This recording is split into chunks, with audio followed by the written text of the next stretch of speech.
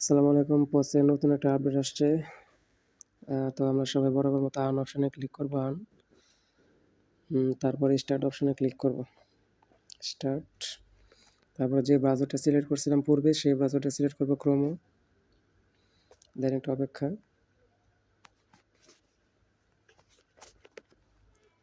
তারপর উপরে যে থ্রি ডট মেনু আছে ওটার উপর ক্লিক করবো। এই যে এখানে থ্রি ডট ক্লিক। তারপরে এই যে ড্যাশবোর্ডের নিচে যে ক্লেম অপশনটা আছে, ক্লেমের উপর ক্লিক করব।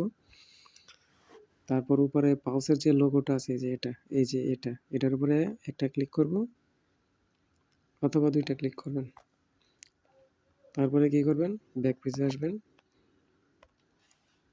আসার পর উপরে যে থ্রি ডট আছে এটার উপর ক্লিক করবেন। তারপর রিলোড পেজ।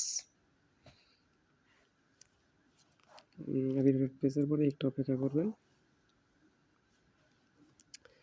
তারপর আবার আর্ন অপশন, এই যে এখানে ক্লেম। ঠিক আছে, এতটুকু কাজ। ক্লেম করার পরে জাস্ট আমি আপনাদের একটা জিনিস দেখাচ্ছি।